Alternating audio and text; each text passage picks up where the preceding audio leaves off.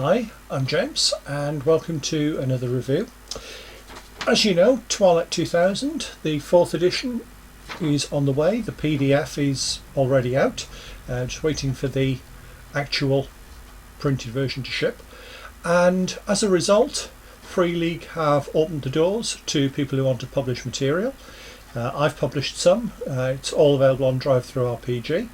I'm going to look at somebody else's product today. That would be a bit unfair to review my own.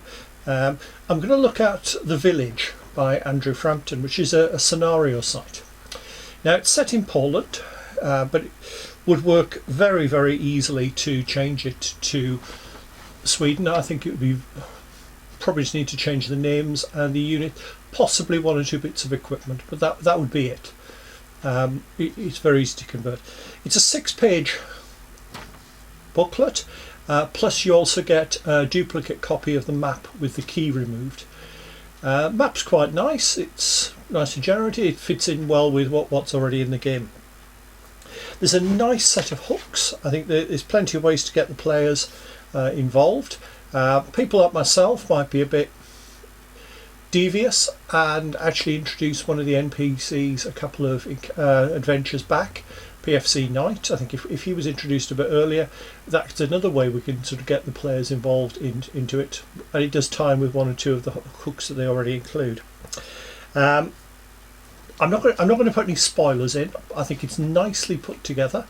It's short, it's sweet, and it does open up a few complications.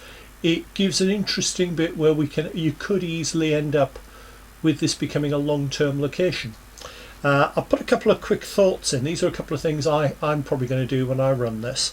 Headman Jacob, now with his background, it would be very easy to have him serving with the partisans, maybe even into the Red Army in the run to 1944-45. It's worth noting that at that point 10% of the Red Army was actually Polish. So you could give him a rifle from that. I've opted to make his hunting rifle a German Kar 98K, which he's kept. If you wanted to be really fun, you could have him as part of the Forest Brotherhood, where they were actually fighting against the Soviets. I think they're actually Ukrainian, but the same principle is going to apply. So you could give him a bit more of a backstory. And he doesn't need it, it's just perhaps the way I would look at it. I would also not run the scenario quite so fast. I think having the players in the village for a day or so, maybe 2 days, get them emotionally involved with people, get them to know everybody else, so flesh out a few more NPCs, and then when the attack happens it's much more of a shock. So I've got a couple of other ideas, but I'm not going to include them with that because I don't want to spoil things. It's short, it's snappy, and for what you're paying for it, it's perfectly reasonable. I think we'll sort of find that there will be a point where prices sort of come across and settle into like a norm. I know when I've priced mine up, it's been very difficult.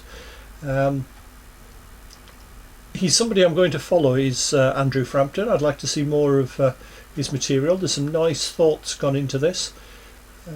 So yeah, I don't regret buying it. See you soon for another review.